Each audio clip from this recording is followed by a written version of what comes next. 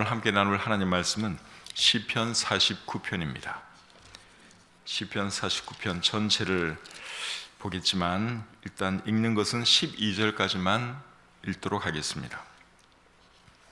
시편 49편 1절부터 12절까지 말씀 제가 받들어 읽겠습니다.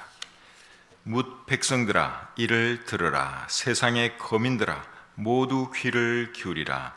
귀천 빈부를 막론하고 다 들을지어다. 내 입은 지혜를 말하겠고 내 마음은 명철을 작은 소리로 읊조리리로다. 내가 비유에 내 귀를 기울이고 수금으로 나의 오묘한 말을 풀리로다. 죄악이 나를 따라다니며 나를 애워싸는 환난의 날을 내가 어찌 두려워하랴. 자기의 재물을 의지하고 부유함을 자랑하는 자는 아무도 자기의 형제를 구원하지 못하며 그를 위한 속전을 하나님께 바치지도 못할 것은 그들의 생명을 속량하는 값이 너무 엄청나서 영원히 마련하지 못할 것임이니라. 그가 영원히 살아서 죽음을 보지 않을 것인가. 그러나 그는 지혜 있는 자도 죽고 어리석고 무지한 자도 함께 망하며 그들의 재물은 남에게 남겨두고 떠나는 것을 보게 되리로다.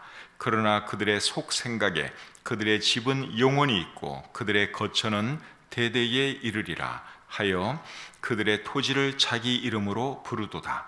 사람은 존귀하나 장구하지 못하며 멸망하는 짐승 같도다. 아멘.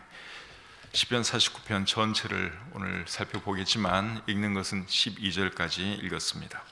시편 49편은 고라 자손의 시라고 되어 있습니다. 고라 자손 중에 한 사람이 기록했다 그 말이지요. 고라 자손은 레위 지파에 속한 사람들입니다. 고라는 원래 모세를 대적했던 사람인데 그들의 자손들은 하나님을 잘 섬기는 사람들이 되었습니다. 참 감사한 일이죠. 시편에는 고라 자손의 시라고 소개된 시가 11편 나옵니다. 그 11편 중에 한 편이 오늘 우리가 본문으로 보고 있는 시편 49편입니다. 시편 49편은 지혜시라고 할 수 있습니다. 지혜시라는 말은 사람들에게 지혜를 주기 위해서 기록된 시를 지혜시라 그럽니다. 오늘 이 내용을 잘 보면 사람들에게 지혜를 주기 위해서 이 시편이 기록된 것을 우리가 알 수 있습니다. 1절부터 3절까지 말씀 제가 다시 한번 읽어보겠습니다. 뭇 백성들아 이를 들으라. 세상의 거민들아 모두 귀를 기울이라. 귀천 빈부를 막론하고 다 들을지어다. 내 입은 지혜를 말하겠고 내 마음은 명철을 작은 소리로 읊조리리도다. 방금 읽은 이 말씀 보니까 시인이 뭐라고 말을 하고 있어요? 모든 사람에게 들으라고 말을 한 뒤에 내 입은 지혜를 말하겠고 내 마음은 명철을 작은 소리로 읊조리겠다 그렇게 말을 하고 있죠. 이게 무슨 말인가 하면 내가 지혜를 말할 테니까 잘 들으라 그러한 말씀이죠. 그리고 4절에서는 이런 말을 합니다. 내가 비유에 내 귀를 기울이고 수금으로 나의 오묘한 말을 풀리로다. 4절 말씀이 조금 이해하기가 어렵습니다. 내가 비유에 내 귀를 기울이고 수금으로 나의 오묘한 말을 풀리로다. 4절 말씀의 의미를 이해하기 위해서는 잠언 1장 6절 말씀을 보시면 조금 도움이 될 수 있습니다. 잠언 1장 6절에 이렇게 기록되어 있습니다. 잠언과 비유와 지혜 있는 자의 말과 그 오묘한 말을 깨달으리라.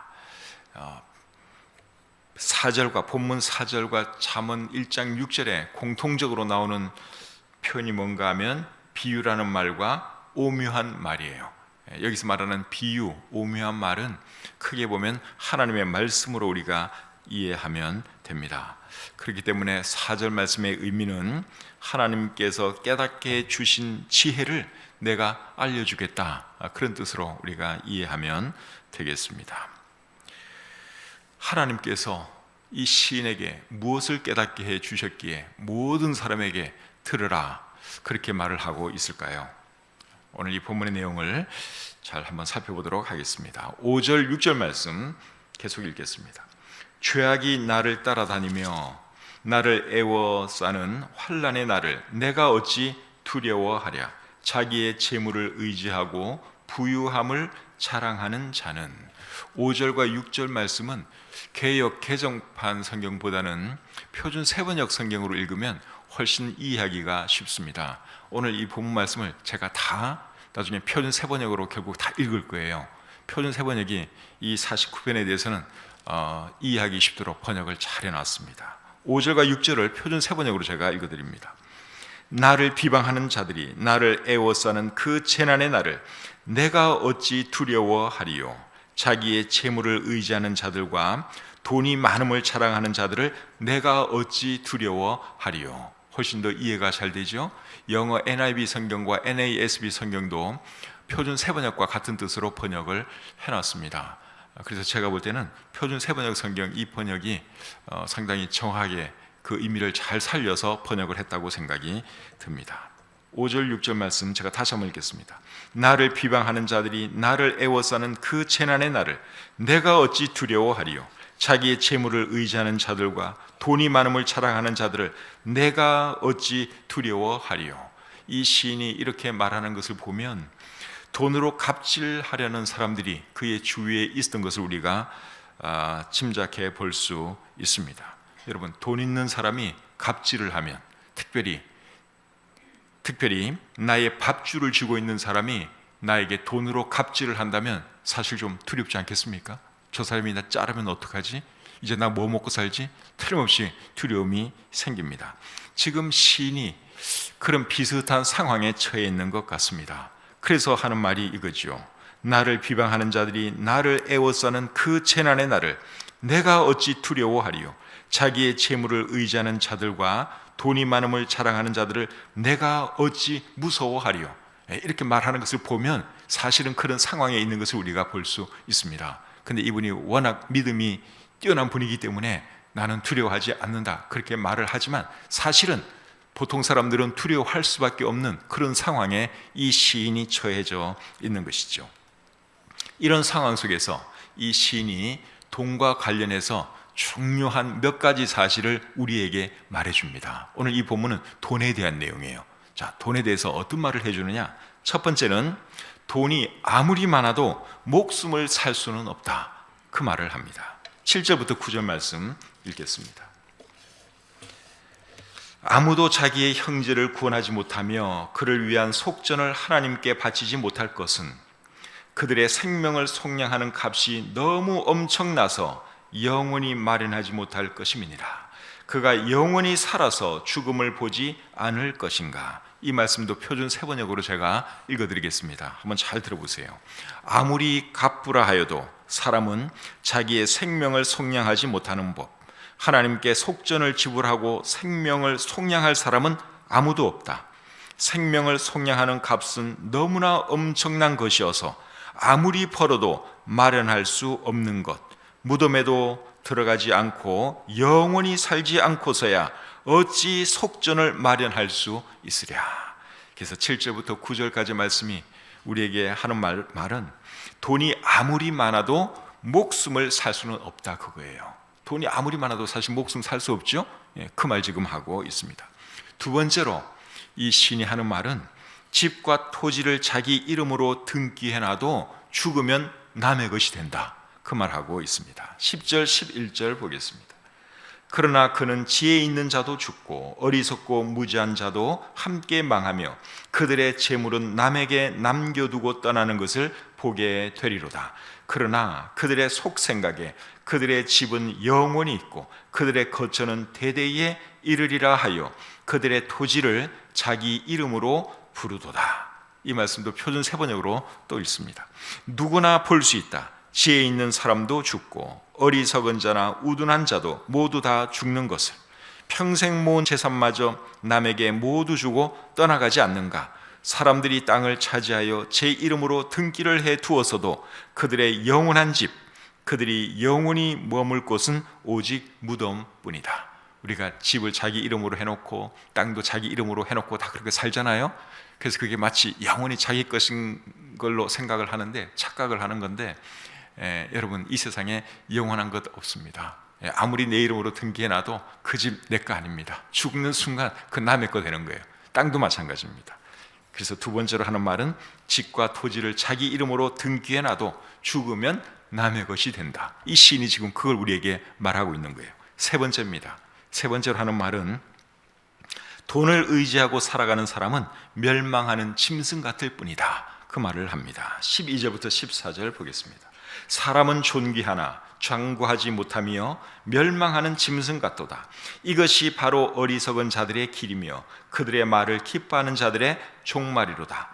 그들은 양같이 스올에 두기로 작정되었으니 사망이 그들의 목자일 것이라. 정직한 자들이 아침에 그들을 다스리리니 그들의 아름다움은 소멸하고 스올이 그들의 거처가 되리라. 표준 세번역 성경은 또 이렇게 번역하고 있습니다. 사람이 제 아무리 위대하다 해도 죽음을 피할 수는 없으니 멸망할 짐승과 같다. 이것이 어리석은 자의 운명이다. 자신이 받은 몫을 즐기는 자들의 종말이다. 그들은 양처럼 스올로 끌려가고 죽음이 그들의 목자가 될 것이다. 정직한 사람은 그들을 다스릴 것이다. 아침이 밝아오면 그들의 모습은 씻은 듯이 사라지고 스올이 그들의 거처가 될 것이다. 이게 무슨 말이에요?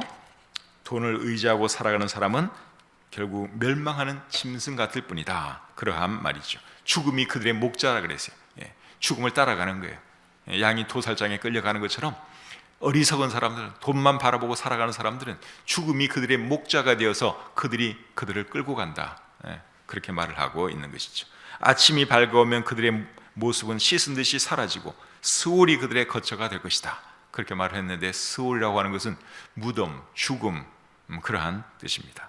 여기서 말하는 아침은 부활의 아침으로 우리가 생각하면 되겠죠. 네 번째로 이 시인이 돈과 관련해서 하는 말은 죽을 때는 아무것도 가지고 가지 못한다. 그 말을 하고 있습니다. 17절부터 20절 보겠습니다. 그가 죽음에 가져가는 것이 없고 그의 영광이 그를 따라 내려가지 못함이로다. 그가 비록 생시에 자기를 축하하며 스스로 좋게 함으로 사람들에게 칭찬을 받을지라도 그들은 그들의 역대 조상들에게로 돌아가리니 영원히 빛을 보지 못하리로다. 존귀하나 깨닫지 못하는 사람은 멸망하는 짐승 같도다. 표준 세번역 성경은 이 부분을 또 이렇게 번역하고 있습니다. 그도 죽을 때에는 아무것도 가지고 가지 못하며 그의 재산이 그를 따라 내려가지 못한다. 비록 사람이 이 세상에서 흡족하게 살고 성공하여 칭송을 받는다 하여도 그도 마침내 자기 조상에게로 돌아가고 만다. 영원히 빛을 보지 못하게 된다. 사람이 제 아무리 위대하다 해도 죽음을 피할 수는 없으니 멸망할 짐승과 같다. 죽을 때는 아무것도 가져가지 못한다 하는 것이 이 시인이 네 번째로 돈과 관련해서 하는 말입니다. 시인이 돈과 관련해서 깨달은 것 네 가지가 뭐죠? 첫 번째는 돈이 아무리 많아도 목숨을 살 수는 없다. 두 번째는 집과 토지를 자기 이름으로 등기해 놔도 죽으면 남의 것이 된다. 세 번째는 돈을 의지하고 살아가는 사람은 멸망하는 짐승 같을 뿐이다. 네 번째는 죽을 때는 아무것도 가지고 가지 못한다. 이 네 가지를 이 시인이 깨달았어요. 근데 이 네 가지는 사실 우리도 다 알고 있는 거예요. 그렇죠? 이 세상 모든 사람이 다 알고 있는 내용이에요. 그런데 문제가 뭔가 하면 이 사실을 전혀 모르는 것처럼 살아가고 있다고 하는 사실입니다. 이 내용에 누가 모르겠어요? 다 알잖아요. 예수 믿는 사람도 다 알아요. 애도 다 알아요, 이런 내용은. 그런데 문제는 똑똑하다는 사람들도 이 네 가지 사실을 모르는 것처럼 살아가고 있다고 하는 사실이에요. 그게 비극입니다. 돈만 있으면 못할 것이 없는 것으로 생각하면서 살아가잖아요. 죽을 때는 다 가져갈 것처럼 생각하면서 많은 사람들이 살아가고 있습니다. 못 가져가는 거 알면서도 가져갈 수 있는 것처럼 착각하면서 돈을 모으고 그렇게 살아가고 있습니다. 그런데 우리 하나님의 사람은 그렇게 살면 안 되고, 하나님의 사람은 돈에 소망을 두지 말고 하나님께 소망을 두고 살아야 하는 것이죠. 돈이 우리의 인생의 전부가 아니라 하나님이 우리 인생의 전부가 되어야 하는 것이죠. 그리고 돈으로 갑질하는 사람이 혹시 여러분 주변에 있다면 그런 사람 두려워할 필요 없습니다. 5절 6절 말씀 표준 세번역으로 다시 읽어드리겠습니다. 나를 비방하는 자들이 나를 애워싸는 그 재난의 날을 내가 어찌 두려워하리요. 자기의 재물을 의지하는 자들과 돈이 많음을 자랑하는 자들을 내가 어찌 두려워하리요. 여러분, 이 시인은 돈으로 자기에게 갑질하는 사람을 내가 왜 두려워하겠는가, 그런 말을 하고 있습니다. 그렇게 말할 수 있는 근거는 무엇입니까? 그에게 누가 계셨기 때문일까요? 하나님이 계셨기 때문이죠. 15절 16절을 제가 안 읽었어요 아직까지. 자, 이제 15절 16절 보겠습니다. 오늘 본문에서 제일 중요한 말씀이 15절 16절입니다.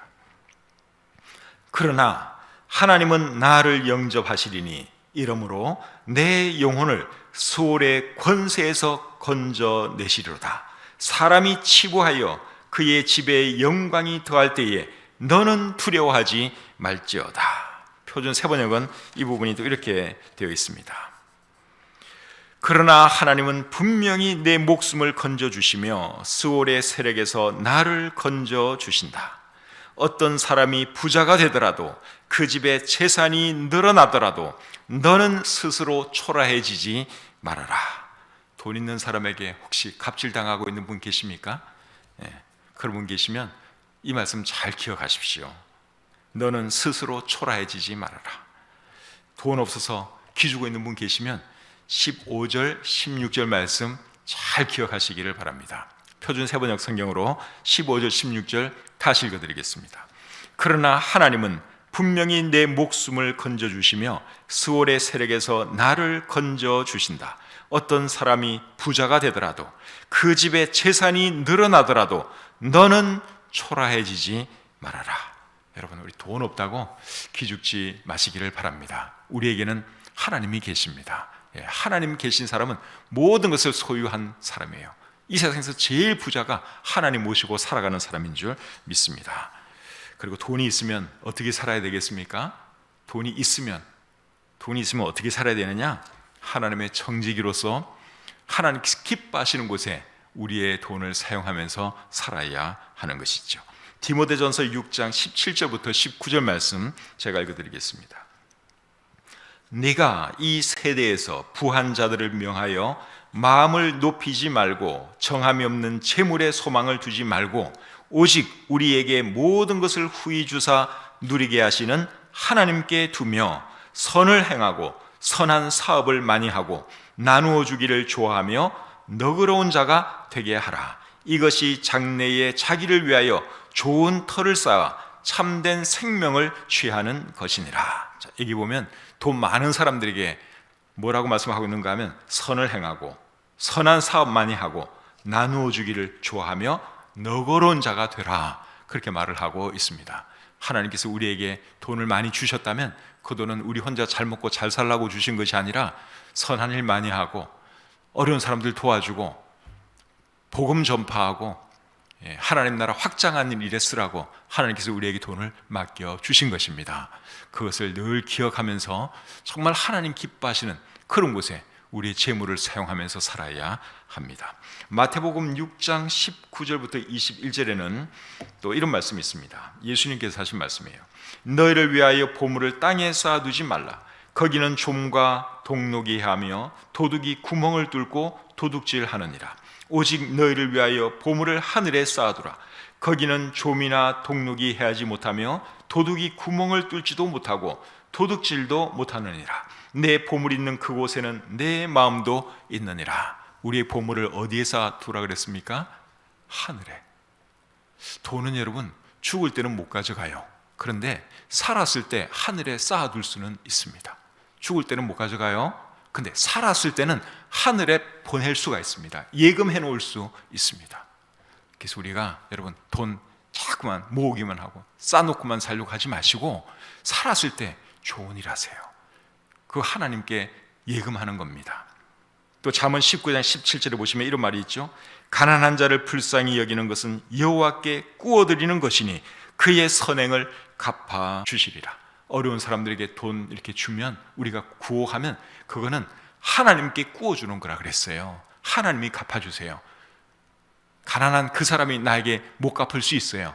그런데 하나님이 갚아주시겠다고 약속하고 계십니다. 지난 주일에 제가 설교 끝나고 광고를 하나 했죠. 파키스탄에서 사역하고 있는 만샤라는 형제가 있는데 우리 교회 나왔던 그 형제죠. 그 형제가 에어컨 좀 도와달라고 부탁을 했다. 우리 성도님 중에 혹시 헌신하고 싶은 마음이 있으면 저한테 말씀을 해주시고, 없으면 제가 우리 집사님들하고 의논해서 좀 도와드리겠습니다. 그렇게 광고를 했습니다. 그랬더니 끝나고 갈 때 이재영 집사님께서, 제가 이름 말해도 그냥 괜찮을 것 같아요. 하나님께 영광 돌리고자 하는 것이니까, 이재영 집사님께서 목사님 그거 제가 하겠습니다, 그렇게 말을 하시더라고요. 너무 감사했죠. 그리고 결국 집사님 돈 보내주셨고, 그걸 보내줬더니 우리 그 만샤 형제가 그 설치하고서 사진까지 찍어서 저한테 보내줬어요. 그거 있기 때문에 이제 그 사람들은 참 시원한 가운데 예배 잘 드릴 수 있으리라고 생각을 합니다. 근데 예배 끝나고 나서 제 방에 가 있는데 또 고일 부형님이 전화를 주셨어요. 고일 부형님, 제가 그냥 실명 다 공개합니다. 그 고일 부형님이 하시는 말씀이, 목사님 아까 목사님 광고하셨는데 그거 제가 하고 싶습니다, 그러시는 거예요. 그래서 제가 설명을 했죠. 부형님, 이재영 집사님이 이미 하시기로 해서 이제 안 하셔도 됩니다, 다음 기회에 하시면 좋겠습니다, 제가 그렇게 설명을 해드렸어요.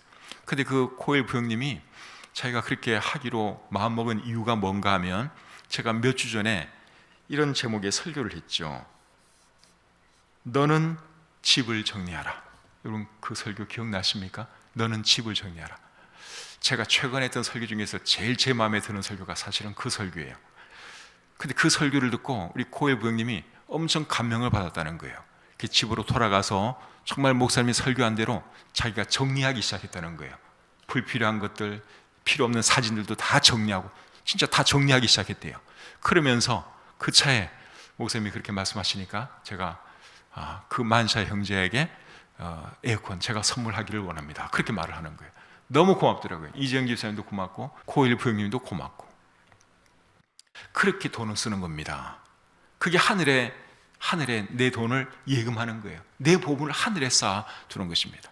이런 예는 사실 엄청나게 많아요. 우리 성도님 정말 귀한 분들 많으세요. 얘기만 하면 우리 성도님들이 꼭 필요한 걸 그렇게 해주시고 그러십니다. 교회의 필요, 어떤 다른 신학교 필요, 또 어떤 분은 더 큰 거를 또 저한테 말씀하신 분도 있어요. 너무너무 감사해요. 제가 이렇게 무슨 말만 하면 하나님께서 그분들 마음을 감동해 주셔서, 목사님 그거 제가 할게요, 그거 저희 가정이 책임지겠습니다, 이런 말을 하세요. 지금도 또 있어요, 제 마음속에. 근데 그분이 절대로 말을 하지 말라니까 제가 그런 말을 안 해요. 얼마나 감사한지 몰라요. 그래서 우리가 여러분, 재물에 대해서, 돈에 대해서 오늘 우리가 들었죠? 이거 죽을 때 못 가져가요. 그러나 사라질 때는 우리가 하늘에 쌓아놓을 수 있다. 꼭 기억하시고 그렇게 살아가시는 제가 되고 여러분들 한 분 한 분이 되시기를 우리 주님의 이름으로 축복합니다. 하나님 감사합니다. 오늘 아침에도 저희들 또 건강한 가운데 일어나게 해주시고, 또 이 아침을 하나님의 말씀과 기도로 시작할 수 있도록 해주시니 얼마나 감사한지요. 시편 49편의 말씀을 통해서 또 돈과 관련해서 우리에게 귀한 것 깨우쳐 주시니 참 감사합니다. 사실은 다 알고 있는 내용인데 우리가 참 그 다 알고 있는 그 내용조차도 우리가 미처 제대로 깨닫지 못하고 실천하지 못하고 살아갈 때가 얼마나 많이 있는지요. 하나님, 재물에 대해서 다시 한번 우리가 생각을 잘 정리할 수 있도록 도와주시고, 하나님께서 언제 부르시더라도 참 후회 없이 미련 없이 이 세상을 떠나갈 수 있는 우리 모두가 되게 해 주시옵소서. 하나님께서 우리에게 주신 재물, 결국 쓰라고 주신 것인데 참 미련하게 모으기만 하는 그런 사람 되지 않도록 도와주시고, 정말 보람 있고 가치 있는 일에 우리의 재물을 사용할 수 있는 그런 지혜로운 사람들 다 되게 해 주시옵소서. 또 우리 교회 참 재물을 하나님의 사업을 위해서 귀하게 드리는 분들이 많이 계십니다. 참 하나님, 그런 분들 기억해 주시고 참 물질적으로도 더 풍족하게 채워주시고, 그리하여 더 좋은 일에, 더 하나님 기뻐하신 일에 귀하게 사용할 수 있는 우리 교회 모든 성도님들 되게 해 주시옵소서. 참 11조 생활하지 않는 그러한 분들도 계십니다. 하나님께서 참 재물을 주실 능력을 주시고 귀한 재물 주셨는데 하나님께 감사하지 못하고 하나님께 드리지 못하고 살아가는 그런 분들도 있습니다. 하나님 그런 분들에게 믿음 더하셔서 하나님의 것은 하나님께 드리고 정말 하나님 기뻐하시는 일에 그들의 물질을 사용하면서 살아가게 해 주시옵소서.